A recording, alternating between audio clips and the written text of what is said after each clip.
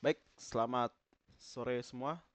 Selamat datang di materi terakhir untuk information gathering, yaitu eh, active information gathering, yang dimana kita bakal membahas salah satu tools yang bakal kita pakai. Ya, untuk ini bakal menjadi video keempat ya dari keseluruhan materi terkait information gathering. Mungkin langsung aja aku bahas. Yang pasti kita tadi sebelumnya sudah melewati penggunaan dari Nmap di video sebelumnya. Dan di sini kita bakal fokus menggunakan Wireshark. Nah, jadi buat yang nggak tahu Wireshark ini ngapain gitu, Wireshark ini adalah tools untuk capture network gitu. Jadi kita mau ngelihat bahwa dalam sebuah network ini ada aktivitas apa aja sih gitu. Apakah ada yang mencurigakan atau apakah ada yang unik gitu ya. Itu bakal kita lihat. Nah, nanti kita bakal di akhir video di ya, pertengahan akhir video bakal ada sesi khusus yaitu untuk terkait studi kasus yang telah aku kirimkan di grup. Bakal kita ulik bersama-sama. Oke, untuk yang pertama kita perkenalan dulu ya terkait Wireshark. Jadi silakan yang di Windows download dulu Wiresharknya. Ya silakan ke websitenya baru cari ya Windows gitu ya ada installer gitu. Untuk Linux sudah ada, untuk kali Linux dia sudah ada Wireshark jadi ya tidak perlu lama lagi. Ya silakan install sendiri ya. Saya rasa kalian juga sudah tahu bagaimana cara install aplikasi.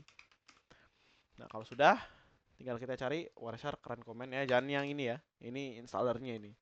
Ya, dia kayak gini bentukannya. Nah, ups, sabar tidak terlihat. Oke, ini aku sedikit lebih besarin supaya lebih jelas kelihatan. Nah, jadi apa sih yang kita lihat di sini gitu? Ini ada banyak bentukan fiturnya di sini. Nah, kita tidak perlu memahami terlalu dalam gitu. Tidak perlu harus bisa setiap fitur satu-satu gitu ya. Ini line Microsoft Word ya, ini line Microsoft Excel gitu yang dengan mudahnya bisa kita gunakan gitu untuk menerapkan sesuatu. Nah, kalau di sini ya kita mainannya beda ya, ini jaringan gitu. Nah, kita bisa ngelihat di bagian tengah ini, kita bisa ngelihat bahwa jaringan apa gitu yang sedang masuk gitu. Nah, misalkan di sini kan ada Ethernet gitu. Nah, Ethernet ini kan merupakan salah satu jaringan yang sedang kita pakai gitu. Nah, kalau kalian mungkin di kalian ada internet gitu, mungkin WiFi gitu. Nah, ini kan di video sebelumnya yang aku bahas tentang Nmap itu kan aku ada main IP address kan. Nah, itu kan IP-nya sama tuh. Sekarang aku coba config, nah kan 192.168. Nah, di situ tuh juga sama tuh 192. Nah, bisa kita buka aja di wifi di internet kita sendiri. Nah, saat kita buka itu bakal wah banyak betul hal yang bisa kita lihat gitu. Nah, di sini kalau kalian lihat di atas, kalau dia warnanya abu-abu seperti ini, itu artinya dia sedang mengcapture jaringan gitu. Kalau dia merah, misalkan merah ini bisa kita stop gitu. Nah, kita stop kan. Nah, berarti dia nge-stop menangkap jaringan yang ada masuk ke dalam komputer kita gitu. Karena konsepnya seperti ini ya. Kalau misalkan kita masuk ke Wireshark gitu kan, ya, baru kita nggak ngapa-ngapain gitu, tapi kita tetap nge-capture gitu. Kita nggak ngapa-ngapain ya, komputer kita itu dia tetap bakal berkomunikasi dengan IP kita gitu. IP kita bakal tetap berkomunikasi gitu. Nah, itu membuat dia jaringan itu tetap masuk gitu. Nah, sebagai contoh ini ada salah satu yang pernah aku sebutkan gitu di video sebelumnya terkait three-way handshake. Nah, itu kan kalau kalian masih ingat, set, mana ini? Wait. Nah, oke. Yang pernah aku sebut di video sebelumnya terkait three-way handshake yang dimana jika ada suatu ya sumber lah ya. Ini kita anggap sumber, nah ini targetnya gitu kan. Tidak terlihat. Ya kalau kalian lupa gitu ya intinya three-way handshake itu adalah suatu metode ya dimana itu terjadinya sebuah conversation antara sebuah IP dengan IP yang lain gitu. Ya misalkan kayak sebelumnya kan ya di materi sebelumnya ada Nmap, baru ada target web. Nah, itu kan dia mengirim SYN package. Nah, itu respon pertama, itu respon kedua yaitu disebut dengan SYN-ACK yaitu atau synchronize acknowledge. Baru yang ketiga itu adalah SYN. Yang ketiga itu adalah ACK gitu. Dia cuma acknowledge itu jadi satu, dua, tiga. Nah, itu bisa kita baca di Wireshark gitu. Nah, itu salah satunya ya ada di sini. Nih. Salah. Nih, sorry. Nah, sin egg baru egg. Nah, itu kan kalau kalian lihat itu kan dari IP-nya itu kan ini kan dari IP ku itu ke IP yang lain destination. Nah, baru dia membalas kan dari destination ke aku, baru dari aku membalas lagi gitu ke dia gitu. Sampai akhirnya ya dia mengirim, nah ini namanya client hello. Nah, connect gitu kan. Nah, habis itu kita bisa ngapain lagi gitu. Jadi kita bisa menangkap ya jaringan-jaringan yang ada gitu. Ini kan masih banyak teman. Misalkan nih ya, aku mau menangkap suatu jaringan dari website. Hmm, aku buka YouTube dulu ya, sebagai contoh. Atau apa ya?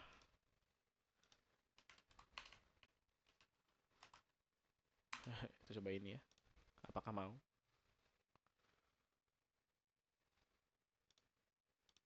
Kita nyalakan continue auto saving.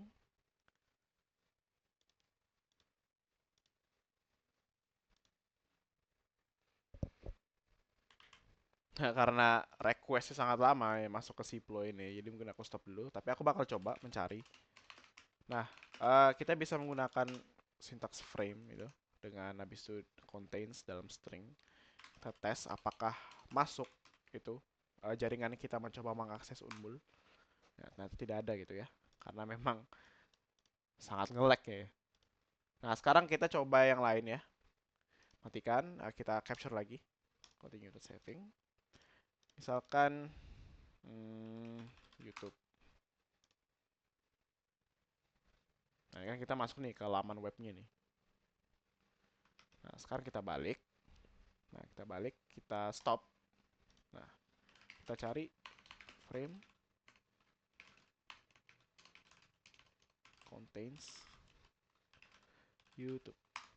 Nah, kita bakal dapat eh, tiga tiga urutan dari data yang terkirim gitu. Nah, yang pertama source, ini kan dari aku semua nih. Nah, ini kan dari aku semua nih.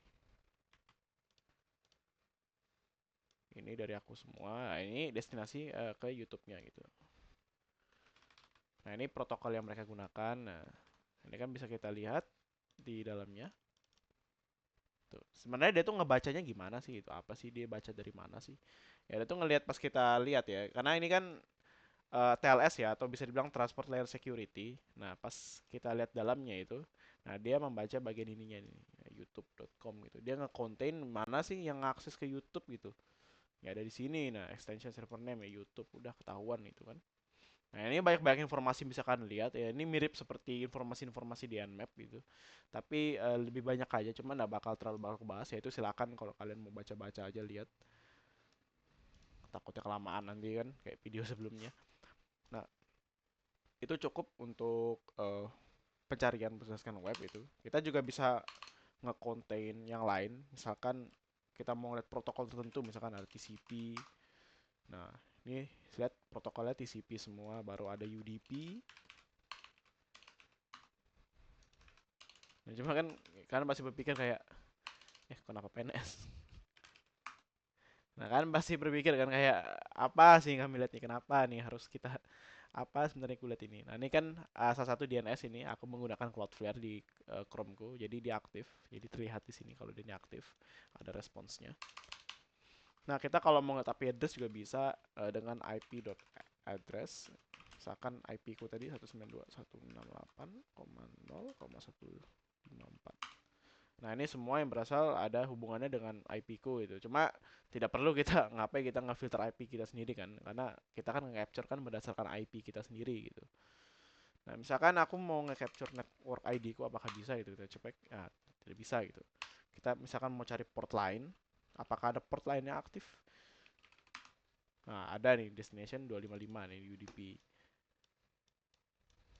Nah, itu ya anggapannya ya ini esensi lah dari information gathering. Nah, esensinya itu ya sifatnya aktif kan dia, karena dia berjalan sejalan real time gitu. Berdasarkan waktu yang sekarang itu ada apa aja sih informasi yang bisa kita dapatkan gitu. Nah, oke, selanjutnya eh, ini ada salah satu website vulnerability, website yang bisa kita jebol atau kita tes lah ya anggapannya. Nah, di sini teman-teman silakan bisa akses namanya testphp.vulnweb.com/login.php. Nah, di sini kita bakal nerapin Wireshark. Konsepnya bagaimana sih Wireshark ini bisa menangkap suatu kredensial gitu dari seorang user gitu yang sedang akan login itu misalkan ya.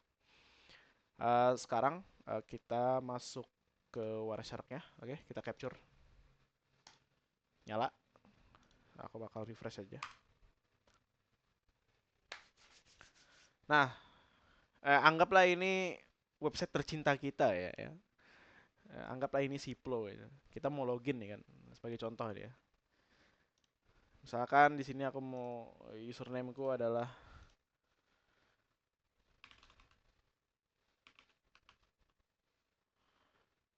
nah, misalkan kayak gini ya usernameku ya. Nah, passwordku ya itulah. Nah, kita login. Nah, anggaplah kalau di kasusnya di website yang itu kita berhasil login kan. Nah, kita bisa cek di sini ya. Kita matikan. Nah, baru kita cari apa sih yang gimana caranya kita ngefilter ini gitu. Kita cari yang uniknya gitu. Misalkan aku mau nyoba di sini ngetikkan frame contest Akunetics. Oh, enggak ada gitu. Username enggak ada juga.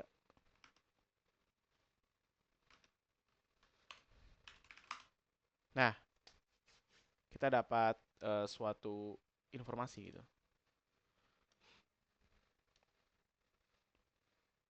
Nah, saat kita cek ya di informasi ini. Nah, ini kan uh, konten user dari kita tadi kan. Nah, cuma aku mau kalian sedikit pahami terkait beberapa hal. Yang pertama bahwa setelah kita melakukan login ini gitu, kita kan tidak langsung kemana-mana gitu, karena memang tidak ada arahnya dan memastikan juga bahwa metode login itu atau metode sebuah uh, request dan response itu berbeda ya di dalam web itu. Nah, jadi ada yang namanya kalau kalian lihat kembali di mana tadi? Nah, di sini. Nah, kalau kalian lihat itu, ada yang namanya post itu. Nah, post ini apa sih?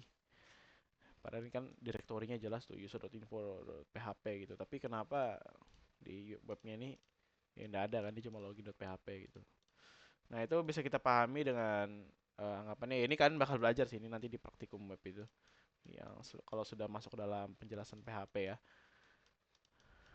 Nah, ini sangat zoom sekali. Nah, jadi ada yang namanya get, ya kan? Ada yang namanya post. Ya, aku bakal terus terang simpel aja, nggak lama jelasinnya. Kalau get itu misalkan sebagai contoh kayak gini. Nah ya, kita punya ini ya. Nah, anggap tadi kan aku kan login berdasarkan, wait, nanti kan aku login dengan username. Nah, misalkan di sini anggaplah, ya Allah. Nah, misalkan di sini anggaplah username itu sama dengan tadi aku input seperti ini. 60 dan mana dan nah, dan password misalkan tadi 123 123 gitu. Nah, ini adalah salah satu contoh gitu, penggunaan metode get gitu kan. Ini metode get itu. Nah, sedangkan kalau post itu dia berbeda. Nah, kalau get ini, nah ini bisa kita lihat semuanya. Ini semuanya bisa kita lihat ke dalam URL-nya gitu. Dia harusnya seperti ini contohnya. Itu bisa kelihatan di username 21091160 dan passwordnya 13123. Nah, sedangkan kalau post, itu dia tidak ada di kelihatan itu. Ya dia tertutup gitu login PHP. Kenapa? Karena tempat codingannya beda gitu. Yang get ini ditaruh di header, ya kan? Nah, sedangkan post ini ditaruh di dalam body gitu, dalam webnya, body page-nya. Nah, jadi dia tidak bisa terbaca ke dalam situ gitu. Nggak kelihatan ini isinya. Nah, itu bedanya get sama post gitu. Dan itu yang diterapkan oleh dalam web ini gitu, yang web yang sedang kita coba untuk jebol. Nah, pas kita cek ke dalam itu kan, kita tes, kita cek ke dalam. Nah, kita bisa ngeliat nih ke bawah. Nah, bahwa ada informasi yang bisa kita dapatkan gitu nih. Tuh. Ini merupakan username dan password kita gitu. Bisa lihat tuh 2109116000 dan password 123 123. Nah, ini merupakan ya salah satu capture ya, atau bisa dibilang capture, bisa dibilang intercept juga. Ini juga pernah aku jelaskan, aku lupa di kelas mana, aku menjelaskan bahwa seseorang yang menangkap jaringan orang lain untuk login menggunakan kredensial orang itu, nah bisa juga itu disebut sebagai, ya kalian bisa sebut ini sebagai man in the middle lah ya, orang ketiga gitu untuk melakukan hal ini. Tapi kalau untuk ngelakuin hal ini ya agak rumit karena mereka harus berada di jaringan yang sama gitu, karena dia nge-capture di jaringan yang sama. Nah itu sepenuhnya untuk gambaran lah terkait Wireshark itu ngapain itu. Ya mungkin beberapa dari kalian bakal ada yang masih bingung gitu. Ini sampai sini nih menjelaskan apa itu. Ya pingku kepanjangan mungkin ya. Cuma enggak masalah, kalian bisa tonton video ini, tonton berkali-kali aja. Dan aku yakin ya kalian pasti paham gitu. Oke, sekarang kita bakal lanjut, yaitu terkait study case yang pernah aku kirim ke grup ya. Itu ada dua file yang dimana di situ bakal ada pertama file PDF sama file evidence-nya gitu. Ini PNP cap kalau tidak salah formatnya. Nah, ini bisa kita buka aja langsung. Nah, jadi di sini kawan-kawan bisa membaca gitu terkait apa sih yang dapat kita kumpulkan gitu materinya di sini. Nah, di sini esensi dari information gathering itu benar-benar terpakai gitu ya, karena kita harus tahu. Nah, ini kan merupakan salah satu anggapannya ya, anggapannya bisa kita panggil sebagai business understanding lah anggapannya gitu. Nah, kita highlight aja gitu apa yang penting gitu. Ini yang pasti ada insiden investigasi dalam korporasi biru gitu. Nah, di sini kita sebagai investigator ya, kita sebagai investigation ya, kita sebagai investigator ya, kita yang ngecek gitu. Kita detektifnya di sini. Nah, kita adalah seorang security analyst junior ya, kita mau melihat bahwa ternyata ada insiden gitu di korporasi ini. Nah, setelah itu korporasi ini dia dibagi untuk tim IT-nya dalam uh, tim lain itu. Di tim lain itu adalah yang bisa kita lihat di sini secara tulisannya ada tim network. Nah, tim network di sini dia menangkap jaringan sesuai perkataannya ya. Dia traffic capture. Ya. Tim network ini telah melakukan traffic capture. Kalau kita lihat di sini, nah ini merupakan traffic yang sudah di capture-nya gitu. Jadi segala informasi keterkaitan terhadap insiden itu sudah ditangkap di dalam capture ini, di dalam file ini. Tapi kita belum tahu esensi isinya tuh gimana itu. Karena mereka cuma menangkap saat insiden ini terjadi. Nah, di sini kita bakal menggunakan Wireshark untuk menganalisis dari apa yang sedang terjadi. Nah, langsung saja tidak usah lama-lama. Kita membaca satu persatu gitu ya. Dari traffic yang di capture ya, sepertinya ada indikasi lateral movement menggunakan tools PSExec dari pelaku gitu. Oke, berarti di sini ada tiga konteks. Ada lateral movement, ada tools PSExec, sama ada pelakunya gitu kan. Nah, kita satu persatu dulu mungkin. Lateral movement ini apa sih gitu? Lateral movement.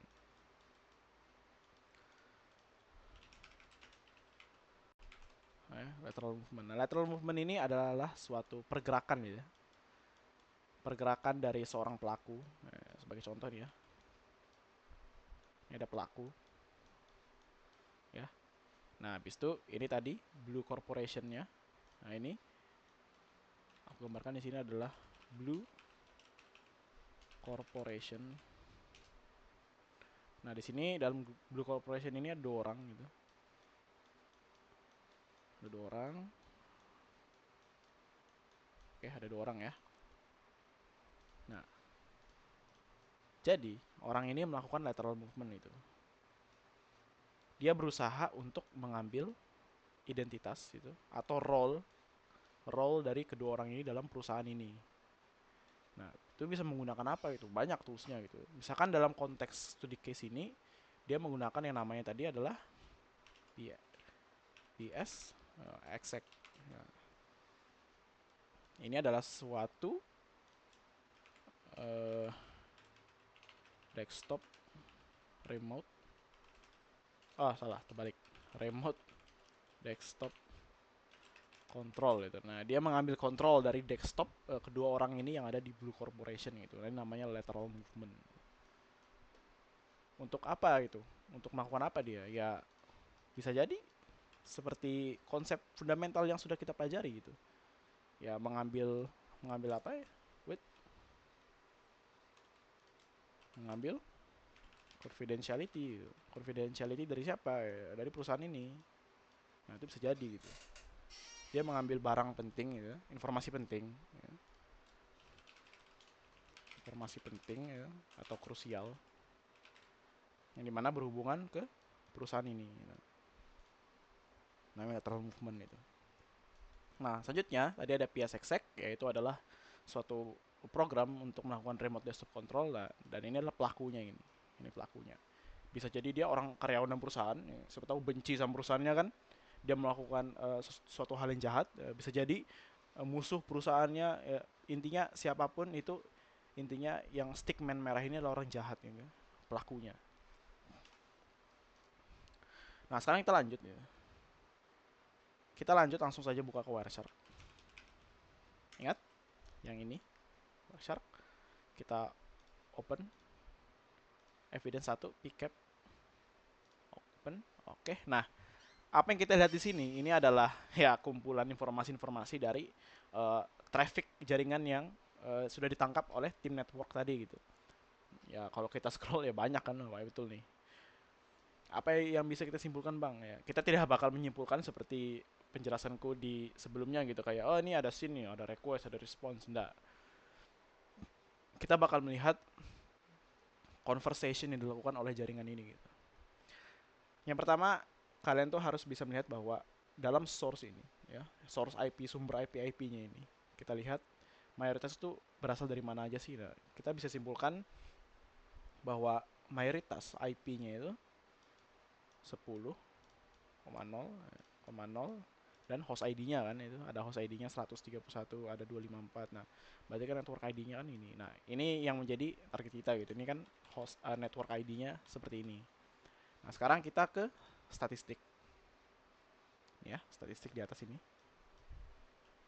Nah, baru kita ke conversation. Nah, di sini kita bakal melihat packets. Packets itu adalah unit yang berjalan pada traffic jaringan ya. Jadi jaringan itu paket-paket datanya itu ya, paket datanya itu tidak bisa berjalan secara unit besar gitu ya. Jadi mereka itu harus dalam unit-unit kecil. Tapi kalau sifatnya terlalu banyak ya itu juga merupakan sesuatu yang mencurigakan gitu. Nah, misalkan sebagai contoh di sini. Kita lihat distribusinya dulu ya. Kita lihat distribusinya. Wes, mantap. Nah, kita ke IPv4 ya. Untuk IP address-nya supaya kelihatan IP address-nya lebih jelas. Nah, di sini aku bakal ke packets, kolom packets. Ini bakal ku sortir. Nah, kalau kita bicara terkait unit besar, unit kecil, paket data, ya kita tahu, oh, kalau disimpulkan dari definisi yang aku bicarakan bahwa, oh berarti normal aja itu untuk packets banyak gitu kan. Ya oke, kita setuju terkait hal itu. Tapi, kalau kita lihat distribusinya, ini kan tidak normal itu. Ini ada satu paket, ada tiba-tiba 1755, bahkan ada 38.284 gitu. Ini kan nggak nyambung. Nah, ini bisa menjadi hal yang mencurigakan gitu. Nah, bisa kita cek untuk kita highlight untuk bagian ini gitu. Nah, kita lihat IP-nya itu. Nah, IP-nya juga mencurigakan gitu dan mereka berasal dari IP yang sama gitu kan. Nih, 10,0,0,130 gitu. Nah, ini bisa jadi ini merupakan pelaku kan. Ini bakal aku lakukan, bakal aku asumsikan ini pelaku nih. Dan 131 dan 132. Nah, keduanya ini korban. Ya, karena tidak mungkin kan korban yang melakukan conversation itu duluan gitu ke pelaku gitu. Karena di sini sudah jelas pelaku duluan. Nah, ini bakal kita analisis. Nah, oke. Sekarang kita sudah kumpulkan informasinya ya. Kita sudah kumpulkan informasinya. Jadi tadi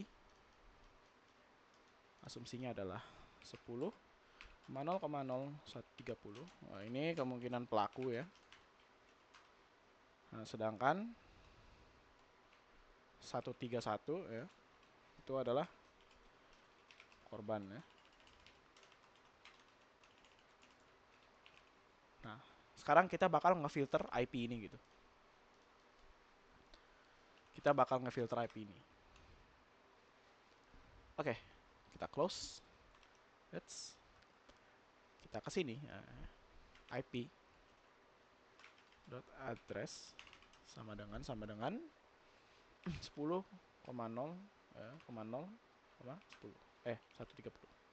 Tush. Nah, kita melihat banyak hal yang bisa kita lihat di sini ya. Nah, cuma di sini aku mau melihat dulu. Nah, di sini kan ada salah satu scene yang sudah pernah kita pahami sebelumnya. Nah, di sini di mana kita menentukan yang mana harus kita analisis ya. Sebenarnya nggak bisa. Kita mau, karena ini kan memang banyak ya. Kita harus cari satu persatu dan sifatnya, dan cari yang mana yang menurut Anda yang paling mencurigakan gitu. Yang pasti kita mulai dari info ini aja. Kita cari dari info ini aja.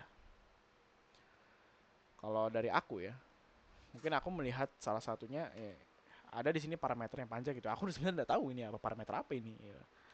Cuma aku mau ngecek aja. Bisa jadi ini sesuatu yang unik gitu. Nah, itu esensi dari information gathering itu. Kalian harus nge-explore. Nah, misalkan di sini aku mengambil sumbernya dari korban ya kan. Ternyata dari korban itu eh, melakukan conversation kepada destinasinya si pelaku itu 130, dari 133 ke 130. Nah, saat kita buka, nah kita cek di protokolnya ya, di protokolnya.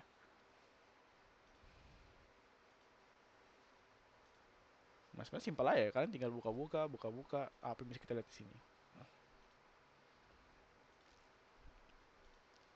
Nah, di sini aku mengambil salah satu informasi yang penting ternyata itu. Kita bisa melihat target name ya, sales PC itu. Berarti bisa kita simpulkan bahwa 133 ini merupakan usernya adalah sales PC. Nah, itu bisa menjadi catatan kita itu kan.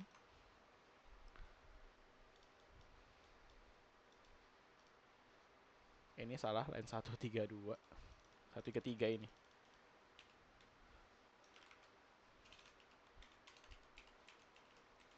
Nah, kita bisa simpulkan 133 ini adalah sales PC. Itu mau kita lihat dulu. Nah, kembali. Nah, terus kita mau lihat dari yang satunya gitu. Tadi ada 131. Wah, ini baik betul nih protokolnya ini. Nah, coba kita lihat kembali ke sebelumnya, yang 130 tadi, yang dimana kita akses ya. Protokol dia adalah SMB2. Karena agak tidak mungkin itu dia mengunggah protokol tiba-tiba di jalan kan. Nah, itu kan agak tidak mungkin. Jadi kita filter lagi di 131 dengan protokol SMB2. Nah, sini kan lebih enak itu, lebih terlihat.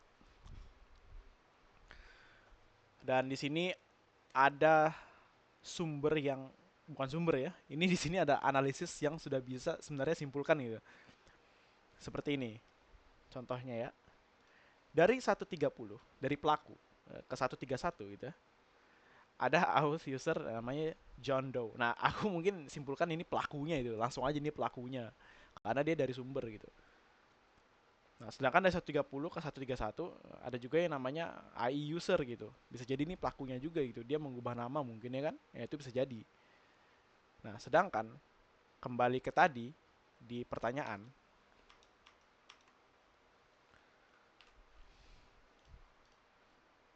Nah, di pertanyaan itu kan dia ada menanya terkait mana tadi?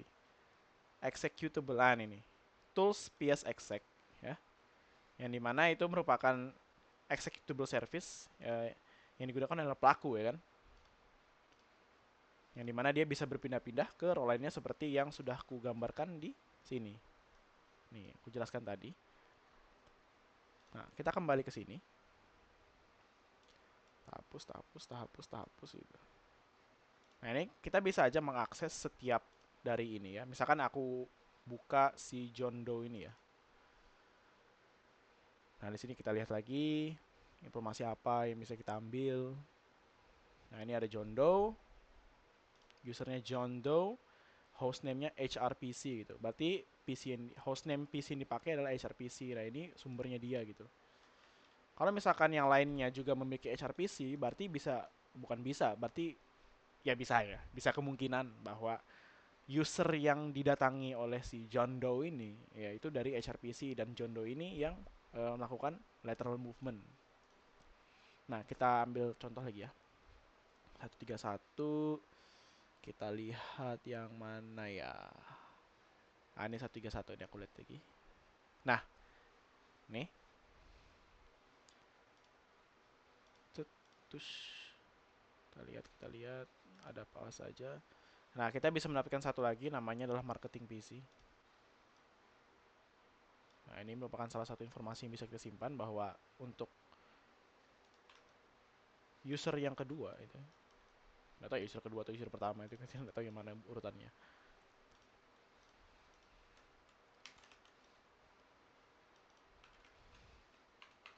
Nah, ini adalah marketing PC gitu.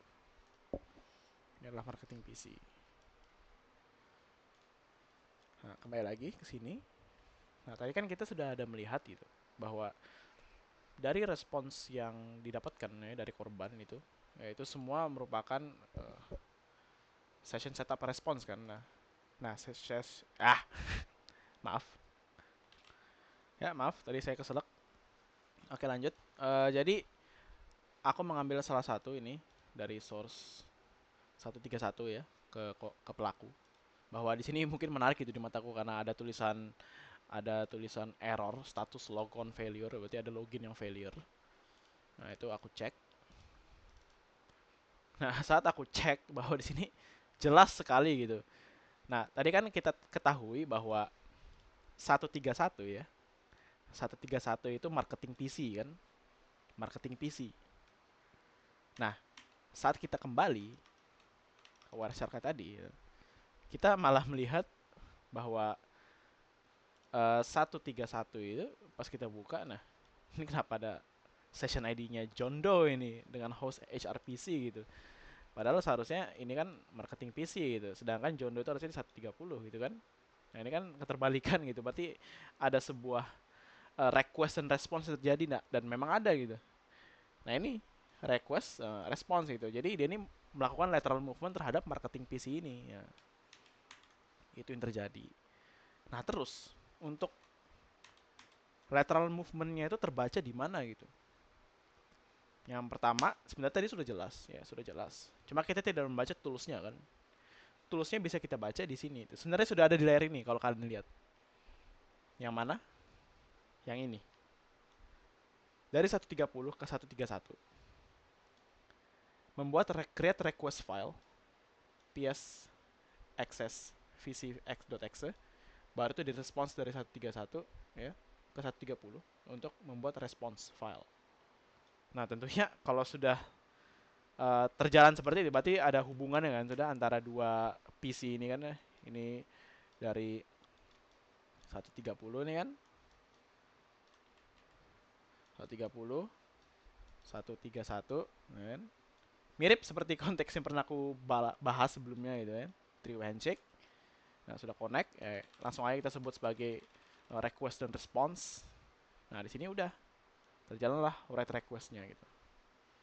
Yang dimana program ini ya berjalan di atas PC masing-masing korban gitu. Jadi otomatis bisa disimpulkan berdasarkan dari informasi yang didapatkan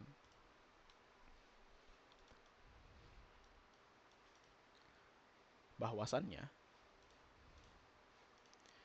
ini adalah Jedo atau John Doe karena kita tidak kenal namanya kan. Jadi John Doe ini John Doe ya. Ini tadi sales PC. Gede banget. Ini sales PC ya. Ini marketing ya, PC. Nah, oke. Secara analogi simple kan ya. Alurnya simple aja gitu. Jadi dari John Doe menggunakan PSExec remote desktop control kepada dua PC ini di Blue Corporation untuk apa? Untuk memberantas confidentiality mereka. mencari informasi penting atau krusial. Demi apa ya nggak tahu, tergantung tujuan dari Jondo mau ngapain, mau merugikan perusahaannya bisa jadi. Yang pasti kerjaan kita hanya sampai di situ aja gitu, kita hanya cukup sampai menganalisis. Oke, kita tahu pelakunya siapa, kita tahu pelakunya korbannya siapa aja gitu, kita tahu korbannya ada dua, pelakunya ada satu, dan dia melakukan decoy gitu. Dan pada akhirnya ya sudah ketahuan juga itu pada akhirnya bahwasannya program ini ya terbaca gitu di dalam network Wireshark kita gitu. Nah, padahal kita bisa lihat di sini. Nah, ini banyak nih. Sebenarnya masih banyak yang bisa kita analisis dari sini. Kalian bukan hanya kalian tidak hanya harus membuka satu persatu, enggak. Cukup seperti yang gue bilang ya. Cukup buka di bagian info ini bisa kelihatan tuh semua. Nih dari 130 ke 131, create request file PSX HRPC. Nah, tadi kan kita tahu kan Jdo itu kan usernya kan. Nah, Jdo itu kan usernya dan hostnya itu adalah HRPC kan. Nah, artinya HRPC ini ya sama dengan Jdo gitu. Bisa aja Jdo ini berubah gitu. Seperti tadi salah satu contohnya adalah siapa tadi? Ada IE user gitu. Ada IE user. Oh, tidak terlihat. Maaf.